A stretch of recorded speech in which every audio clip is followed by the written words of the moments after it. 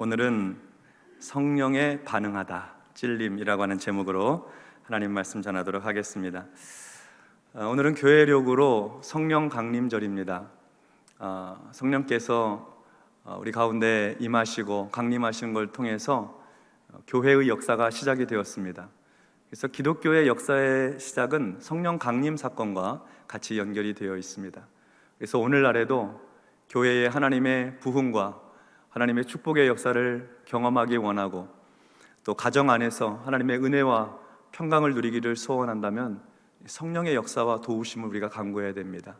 그래서 오늘 예배하는 중에 주의 성령이 우리의 심령 안에 충만히 역사하셔서 마음의 기쁨과 믿음이 회복되고 하나님을 사랑하는 마음으로 충만케 되기를 주의 이름으로 축원합니다.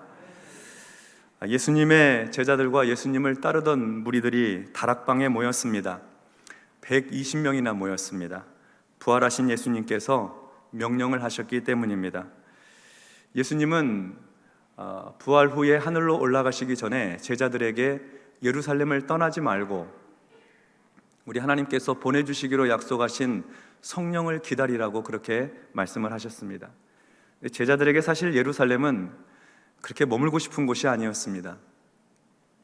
얼마 전에 예수님께서 그 예루살렘에서 붙들리셔서 고문당하시고 채찍에 맞으시고 십자가에 달려 죽으셨기 때문에 제자들에게 예루살렘은 좀 피하고 싶은 곳, 떠나고 싶은 곳, 그리고 여전히 이 유대의 지도자들과 로마의 병정들이 예루살렘에 있어서 예수를 따르는 사람들에게 위협이 되니까 두렵기도 하고 또 무섭기도 해서 예루살렘에 별로 머물고 싶지 않았던 것이죠. 근데 주님께서 예루살렘에 머물러라, 떠나지 말라, 그리고 성령을 기다리라고 말씀하셔서 주의 말씀 순종해서 그들은 늘 모였습니다. 함께 모여서, 성경에 보니까 그들이 같이 모여서 기도하기를 전혀 힘썼다. 한 마음으로 온전히 기도하면서 성령 받으려고, 성령을 기다리면서 기도한 것이죠. 그렇게 한 일주일쯤 기도했을까요? 그날도 같이 모여서 전심으로 기도를 하는데 놀라운 신비로운 일들을 경험하게 되는 거예요. 하늘에서 급하고 강한 바람 같은 소리가, 바람 소리는 아니고요, 바람 같은 소리가 귀에 들리는 거죠. 한 번도 들어보지 못한, 이 다락방 안에 모여 있으니까 사실은 다 이게 닫혀 있는 거 아닙니까? 근데 아주 강하고 급한 바람 같은 소리가 귀에 들려오는 거예요. 뿐만 아니라 사람들에게 머리 위에 어떤 형상이 있는데 이 불의 불이 이렇게 타오르면은, 불꽃이 살라지면은 위에 불의 혀 모양이 있잖아요. 불의 혀와 같은 모양이 기도하고 있는 120명 각 사람 머리 위에 하나씩 다 있는 거예요. 그런 걸 본 적이 없는 거죠. 그뿐만이 아닙니다. 그 당시 사람들은 아람말을 썼는데 아람말로 기도하는데, 계속 기도하는데 자기가 기도하는 목소리가 아람말이 아닌 거예요. 외국어, 다른 나라 말로 기도를 하고 있는 거예요. 사도행전 2장에 보니까 그 외국어로 기도하는 이 나라 말수가 최소한 15개국 이상의 다른 언어로 기도를 했다, 그렇게 기록이 되어 있습니다. 그러니까 이 사람들이 하나님의 성령으로 충만함을 받고, 그리고 신비로운 경험과 체험을 하면서 성령을 충만히 받으니까 두려움이 사라지는 거예요. 예루살렘이 싫었거든요. 떠나고 싶었거든요. 담대하게 문을 열고 나와서 이 120명의 사람들이 예루살렘에 나와서 복음을 전하는 거예요. 하나님이 하신 큰 일을 말하는 거예요. 예수 그리스도의 십자가와 부활에 대해서 담대하게 증언을 하게 된 것이죠. 그 중에 베드로는 요엘 선지자의 말을 인용해서 말세에 하나님께서 하나님의 영을 부어주실 텐데 그때에는 주의 이름을 부르는 자가 구원을 얻게 될 것이다 하신 그 말씀이 오늘 이루어져서 말세에 부어주시겠다고 하셨던 그 성령을 오늘 우리가 다 같이 받았다. 그리고 말세에 주의 이름을 부르는 자가 구원을 받는데 너희가 불러야 될 주의 이름은 예수 그리스도이다. 예수의 이름을 불러야 산다. 예수는 얼마 전에 너희가 정죄해서 로마의 빌라도에게 넘겨주어 십자가에 달려 죽게 했지만 하나님께서는 예수님을 죽은 자 가운데서 부활시키셨고 우리는 그 모든 일의 증인이다. 뿐만 아니라 주를 부활 승천하게 하셔서 하나님께서 예수님을 통해 우리에게 성령을 부어주셨는데 오늘 너희가 보는 바와 같이 우리 모두가 성령으로 충만을 받게 되었다. 너희가 십자가에 못 박아 죽인 예수를 하나님이 살리셨다. 우리가 이 일의 증인이다 하는 그런 설교를 베드로가 했습니다. 36절의 말씀인데요. 그런즉 이스라엘 온 집은 확실히 알지니 너희가 십자가에 못 박은 이 예수를 하나님이 주와 그리스도가 되게 하셨느니라 하니라. 유대인들을 향해서 하는 말이에요. 너희가 십자가에 못 박은 예수를 하나님께서 부활시키셨다. 너희가 핍박한 예수를 하나님께서 영화롭게 하셨다. 그리고 그 예수의 손길을 통해 오늘 우리에게 성령을 보내주셨다. 너희가 십자가에 못 박은 예수가 바로 우리의 주님이시고 그리스도이시고 우리의 구원자이시다 하고 설교를 했던 것이죠. 그러니까 유대인들의 입장에서는 꾸중 듣는 것 같고 비난받는 것 같잖아요. 너희가 메시아를 죽였다고 하니까, 너희가 하나님의 아들을 죽였다고 하니까 이 기분 나쁠 얘기인데, 근데 유대인들이 반응을 하는 거예요. 사실 베드로가 누굽니까? 저 갈릴리 촌 사람 아닙니까? 그 사람은 평생 그물질하며 산 어부입니다. 이렇게 고급 학문을 배워본 적이 없는 사람이에요. 이 사람이 지금 설교를 하고 있지만 설교가 뭔지도 모르는 사람이에요. 그런데 사람들이 반응을 하니 이것은 어부 베드로의 말에, 사람의 말에 반응한 것이 아니라 지금 성령으로 충만해서 성령이 말하게 하심을 따라서 예수를 증언하고 있는, 다시 말해 성령에 대한 반응이었다는 거죠. 사람들은 성령이 하시는 말씀에 대한 반응을 한 것입니다. 어떻게 반응했을까요? 37절의 말씀입니다. 그들이 이 말을 듣고 마음에 찔려 베드로와 다른 사도들에게 물어 이르되 형제들아 우리가 어찌할꼬 하거늘. 베드로의 설교를 들은 유대인들이 마음에 찔림을 받았습니다. 마음에 찔림을 받았다는 것은 양심의 가책을 받은 것이고 자신의 잘못과 죄를 시인하고 인정하였다는 것을 의미합니다.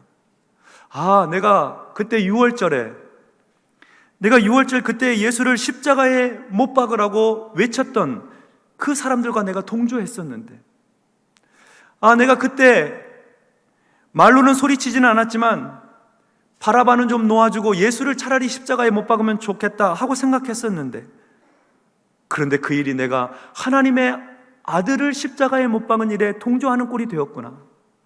내가 나의 구원자를 죽였구나 하는 이렇게 마음에 찔림을 받은 거예요. 직접 참여한 사람들도 찔림을 받고 그 일에 암묵적으로 동조했던 사람들, 방관했던 사람들도 마음에 찔림을 받은 것이죠. 개인적인 찔림이었고 유대인들을 향한 공동체적인, 집단적인 찔림이 있었습니다. 그들이 마음에 찔림을 받았다고 하는 것은 하나님의 입장에서 보면 그것은 성령의 감동하심이었고 성령의 역사 속에서 일어난 일이었습니다. 성령께서 감동을 주시고 성령께서 임하실 때에 사람들의 마음에 찔림을 주는 거죠. 그런데 사람의 입장에서 보면 그 말을 듣고 찔림을 받았다고 하는 것은 그들이 그 말씀을 들을 때 성령의 감동 앞에 겸손했다는 것을 의미합니다. 겸손했다는 것을 의미해요. 그들이 겸손하게 그 찔림을 받아들였기 때문에 그들의 마음속에 회개할 수 있었고 성령의 감동으로 주신 은혜를 따라서 복을 받을 수가 있었던 것이죠. 하나님께서 마음에 감동 주시고 하나님께서 죄를 생각나고 깨닫게 하시고 하나님께서 마음을 불편하게 하실 때에 사람들은 겸손하게 반응을 했습니다. 겸손하게 반응할 때 찔림이 있었고 그 찔림이 죄를 회개하게 하고 그리고 구원에 이르게 했던 것입니다. 누구나 성령께서 감동을 주시고 죄를 드러내게 할 때에 찔림을 받고 누구나 다 겸손할 수 있는 것은 아닙니다. 여러분, 우리도 그렇지 않습니까? 내가 좀 잘못하고 실수한 게 있더라도 누군가 내 그 잘못과 실수를 지적을 하면 기분이 나쁘잖아요.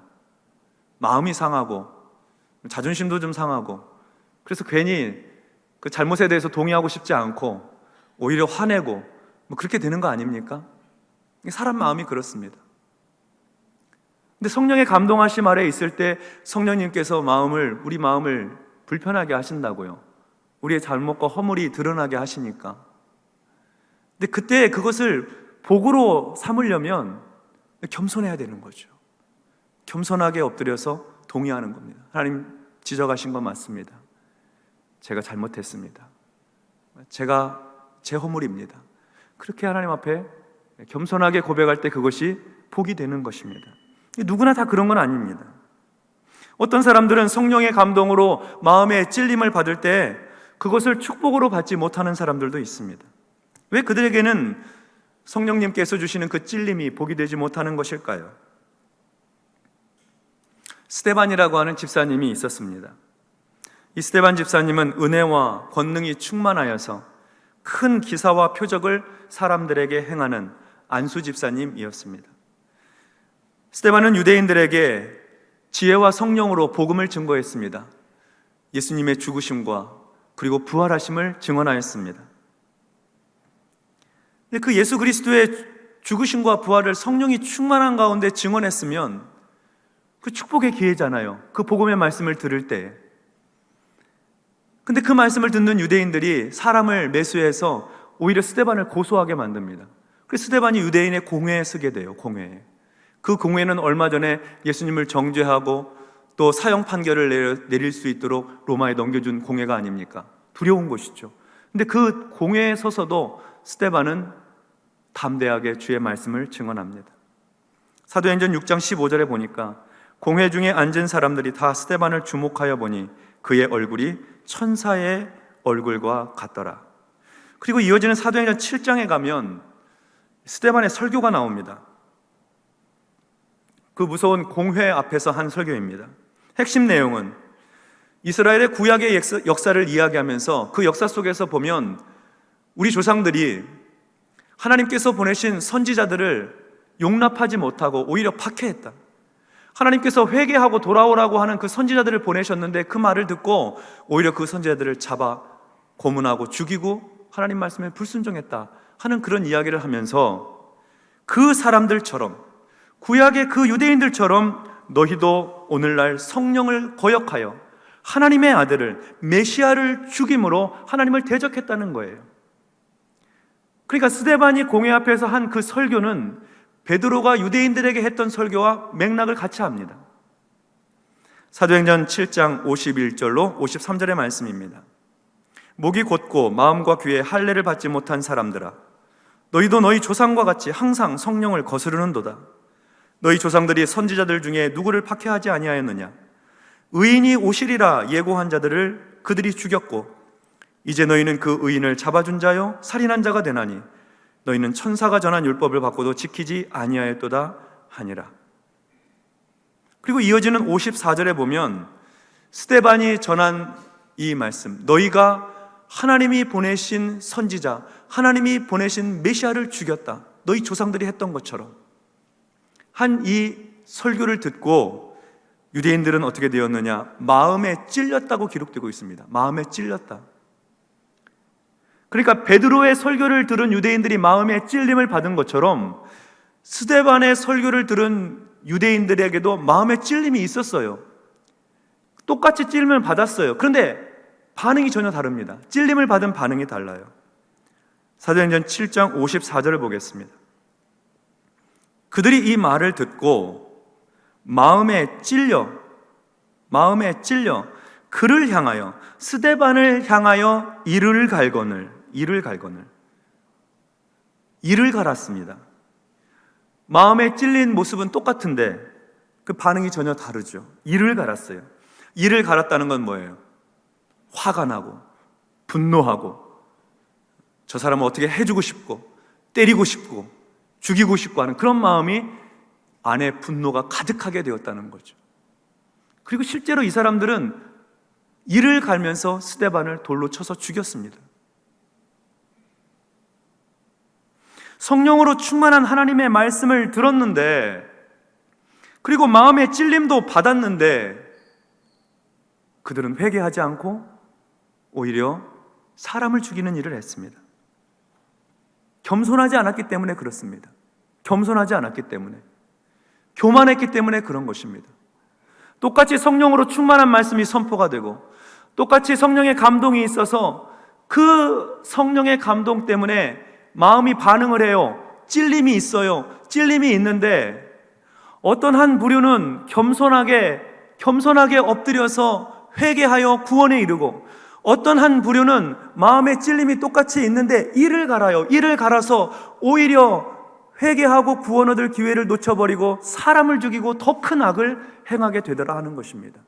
차이가 어디 있습니까? 하나님께서 감동 주실 때, 찔림 주실 때 겸손한가 교만한가, 그 차이입니다. 겸손은 성령의 감동에 적극적으로 반응하는 성도의 자세입니다. 하나님은 겸손한 사람에게 은혜를 베푸세요. 겸손은 마치 우리 마음을 한없이 낮추는 거예요. 물이 높은 곳에서부터 낮은 곳으로 흘러가는 것처럼 하나님의 은혜는 하늘로부터 낮게 자신을 겸손하게 엎드리는 성도에게 그 은혜가 흘러 들어가는 것이죠. 마음의 찔림을 받게 될 때, 그때 겸손하면 회개할 기회를 얻게 되고, 회개하게 되면 거룩하고 정결하고 깨끗하고 영적으로 깊어지고 성숙할 수 있는 축복의 기회를 얻게 되는 것입니다. 그러나 마음의 찔림을 받을 때에 무관심하거나 변명을 하거나, 하나님 아시잖아요. 제가 그렇게 죄 지을 수밖에 없는 상황들, 저한테 나쁘게 해요. 저한테 악하게 해요. 그래서 되갚아 주는 거예요. 하나님, 제가 뭐 잘못한 거 없습니다. 원래 사람 사는 세상이 그래요. 하나님 아시잖아요. 이렇게 변명하기 시작하면 회개할 기회를 못 얻는 거예요. 마음이 교만하면 화를 내고 분노하게 되고 이를 갈게 되는 것이죠. 하나님이 예비하신 복을 못 누려요. 하나님께서 우리에게 충만하게 하시고 성령으로 감동 주시고 마음에 찔림 주실 때는 하나님 우리를 나무라려고 그러시는 거 아닙니다. 책망하시려고, 잘못을 꾸짖으시려고 그런 게 아니라 그 일을 통해서 복받게 하시려고, 잘되게 하시려고, 은혜 가운데 살게 하시려고, 그리고 영적으로 더 성장할 수 있도록 하시려고, 복 주시려고 그러는 거예요. 그러므로 우리는 하나님께서 성령의 감동을 주시고 마음에 찔림 주실 때 축복의 기회로 알고 언제나 우리는 겸손해야 되겠습니다. 겸손한 심령으로 하나님 앞에 엎드리는 저와 여러분이 되기를 기원합니다. 다시 37절로 한번 가보겠습니다. 37절의 말씀입니다. 그들이 이 말을 듣고 마음에 찔려 베드로와 다른 사도들에게 물어 이르되 형제들아 우리가 어찌할꼬 하거늘. 마음에 찔림을 받은 사람들, 그 유대인들이 사도들에게 묻습니다. 겸손한 사람들은 이렇게 물어요. 형제들아 우리가 어찌할꼬. 우리가 하나님의 아들을 죽였는데, 우리가 메시아를 십자가에 못 박았는데 이제 우리는 어떻게 해야 하는가? 이 큰 죄와 악을 우리는 어떻게 해야 되는가? 하고 애통한 마음으로 묻는 거예요. 겸손한 사람들이 묻는 질문입니다. 형제들아 우리가 어찌할꼬. 성령께서 우리의 마음에 감동을 주시고 찔림을 주시고 내 죄와 악과 허물을 드러나게 하시거든 우리는 하나님께 여쭤봐야 됩니다. 하나님, 저 어떻게 해야 됩니까? 하나님, 제가 무엇을 해야 할까요? 어떻게 하기를 원하십니까? 하나님께 여쭤봐야 됩니다. 38절 이어서 보겠습니다. 베드로가 이르되 너희가 회개하여 각각 예수 그리스도의 이름으로 세례를 받고 죄사함을 받으라. 그리하면 성령의 선물을 받으리니. 베드로가 말했어요. 회개하라. 회개한다는 건 마음을 돌이키는 거예요. 마음을 돌이키고 애통하고 탄식하며 그리고 그 죄를 버리는 겁니다. 버리는 거. 다시 반복하지 않는 거예요. 회개하여 예수 그리스도의 이름으로 세례를 받고 그리고 죄사함을 받으라. 죄사함을 받으라. 회개하고 죄사함을 받는 것은 우리의 내적으로 일어나는 구원의 역사입니다. 그리고 여러 사람들 앞에서 세례받는 것은 공적으로 있는 구원의 증거입니다. 그러니까 우리가 성령께서 우리의 마음에 찔림을 주시고 우리가 회개할 기회를 주실 때 하나님 앞에 탄식하며 죄를 회개하고 죄사함을 받는 것은 구원의 축복으로 이어지는 것이고, 그리고 세례를 받을 때 사람들 앞에서 나는 예수를 믿습니다 하는 공개적인 고백을 가지고 구원의 증거를 얻게 되는 것입니다. 이렇게 회개하여 죄사함을 받고 세례를 받음으로 구원의 증거를 삼는 사람들에게는 120여 명이 받았던 그 성령의 충만함을 똑같이 주셔서 그들도 성령으로 충만하게 되는 것이죠. 성령의 감동 아래 살 수 있는 은혜를 입게 되는 것입니다. 성도 여러분, 성령은 진리의 영이십니다. 성령은 진리의 영이시기 때문에 성령 받은 사람의 마음속에는 이 진리와 거짓이 같이 공존할 수가 없잖아요. 그러니까 성령을 받은 사람의 마음속에는 거짓이 떠올라요. 죄가 떠오르고 악이 떠오르고 다 드러나는 거죠. 예. 사람들은 다 모르는 죄까지도 내 마음속에 떠오르는 거예요. 성령이 충만하게 되어서 하나님이 내 마음에 찔림 주실 때 내 허물과 죄가 다 드러나는 거죠. 은밀한 죄까지 다 드러나는 거죠. 그래서 오순절에 성령 강림이 임했을 때 유대인들이 범했던 그 죄가 드러나는 거예요. 만천하에 하나님의 아들을 십자가에 못 박은 그 죄를 하나님께서 다 드러내시는 거죠. 그렇게 죄가 드러날 때는 다른 길이 없어요, 여러분. 겸손하게 엎드리는 거예요. 하나님 앞에 겸손하게 엎드리는 거예요. 하나님은 우리에게 성령의 감동을 주실 때, 마음의 찔림을 주실 때 우리가 겸손하기를 원하세요. 복 주시려고, 은혜 베풀어 주시려고, 죄를 용서해 주시고 구원해 주시고 성령으로 충만하게 해 주시려고 하나님이 은혜 베풀어 주시는 순간이에요. 그러므로 하나님께서 우리의 마음에 찔림을 주실 때는 무관심하지도 말고 변명하지도 말고 화를 내거나 이를 갈지도 말고 겸손하게 엎드려서 주님, 제가 죄인입니다. 맞습니다. 제가 그렇게 죄를 지었고 악을 행했습니다. 제 마음 가운데 거짓이 가득합니다. 인정하고 고백하는 거예요. 고백하는 거예요. 그러면 하나님께서 그의 인생을 새롭게 해주세요. 거룩하게 해주시고 빛나게 해주시고 아름답게 하시고 그리고 날마다 영적으로 거룩하게 성장할 수 있도록 축복해 주시는 것이죠. 이날에 이렇게 하나님 앞에 회개하고 예수를 믿고 세례받고 성령을 받고 주께 돌아온 사람이 성경에 보니까 3,000명이나 되었다고 합니다. 3,000명. 처음 성령 받았던 사람이 120명이거든요. 근데 120명이 증거한 하나님의 성령의 역사가 3,000명의 결실로 나타나는 거예요. 25배. 25배. 하나님 앞에 겸손하게 나아갈 때 하나님은 25배의 복을 허락해 주세요. 이전보다도 가정은 25배 화목하게 되고, 할렐루야. 사업과 일터와 기업도 25배로 확장되게 되고, 우리 교회도 25배로 영적인 부흥과 양적인 부흥이 일어나게 되는 것입니다. 25배가 적은 수가 아닙니다.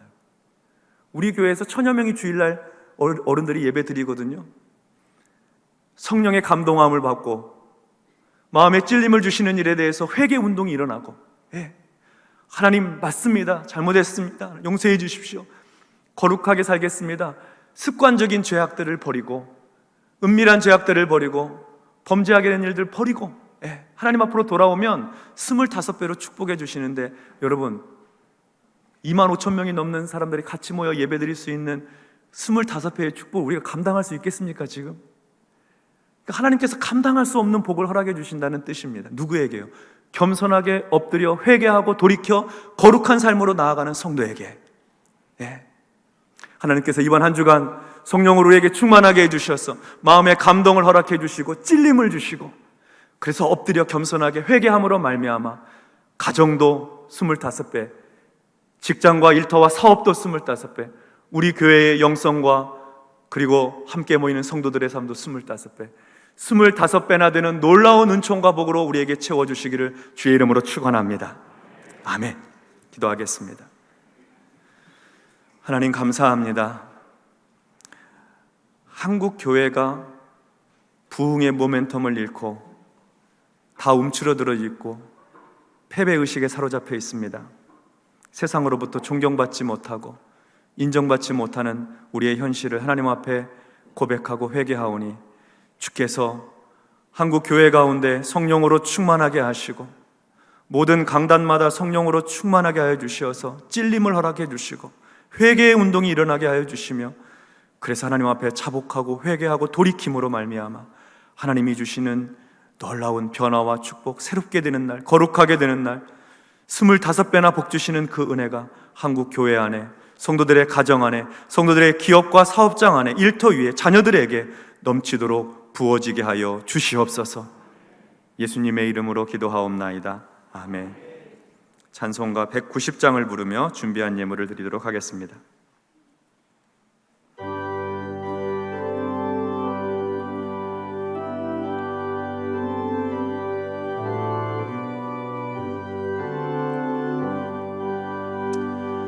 성령이여 강림하사 나를 강화시키고 애통하며 회개한 맘 충만하게 하소서.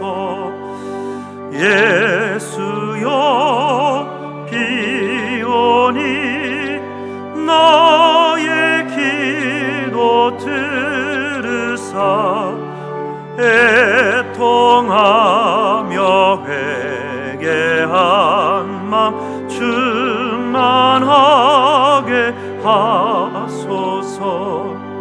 성령이여 강림하사 그 신권능 주소서. 원하옵고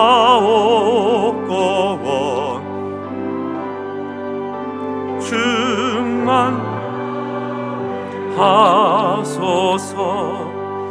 예수여 비오니 나의 기도 들으사 애통하며 회개한 맘 충만하게 하소서. 힘이 없고 연약하나 엎드려서 비오니 성령 강림하옵소서. 충만하게 하소서. 예수여 비오니 나의 기도 들으사 애통하며 회개한 맘 충만하게 하소서. 정케하고 위로하 복을 받게 하소서. 충만하게 하시오니 무한 감사합니다. 예수여 비오니 나의 기도 들으사 애통하며 회개하 충만하게 하소서. 아멘.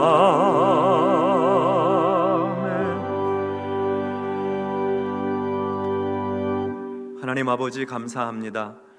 6월의 첫 번째 주일 성령 강림절 예배를 드리면서 하나님 앞에 귀한 예물로 올려드리게 해주시니 감사합니다.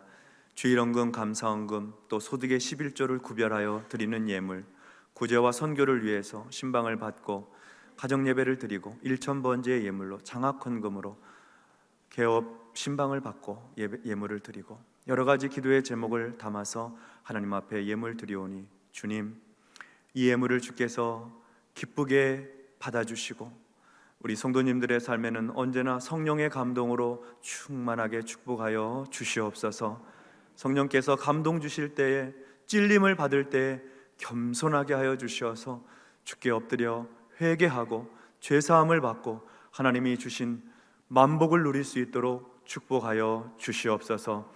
그래서 가정에서도 사랑할 만한 능력을 25배나 허락해 주시고 일터와 회사에서도 서로 돕고 협력하고 마음을 같이 나눌 능력을 25배나 허락해 주시며 교회에서 예배하고 봉사하고 섬기고 기도하고 사랑으로 복음을 전할 능력을 25배나 허락하여 주시어서 하나님이 주시는 만복을 누리며 승리하는 삶 살게 하여 주시옵소서. 하나님, 연약한 성도들이 깨끗이 치유함을 받게 하여 주시고 25배의 축복으로 치유하여 주시옵소서. 경제적으로 연약한 이들에게 다시 일어설 수 있도록 일터와 직장과 재물 얻을 능력을 25배나 허락하여 주시고, 사랑하는 자녀들이 주님 앞에 돌아오고 예수 믿고 구원받는 역사를 허락하여 주시옵소서. 해외와 지방과 군문에 흩어져 있는 자녀들도 사랑하는 하나님의 은혜 안에서 성령의 감동받고 이 한 주간도 승리케 해주시고 평안하게 하시고 은혜 가운데 하나님 앞에 즐거이 헌신할 수 있도록 도와주시옵소서. 이번 주간에 입원하고 수술하는 성도님도 있습니다. 깨끗하게 고쳐주시고 수술하는 날 두려움 없이 수술 잘 받고 회복할 수 있도록 인도하여 주옵소서. 예수님의 이름으로 기도하옵나이다. 아멘.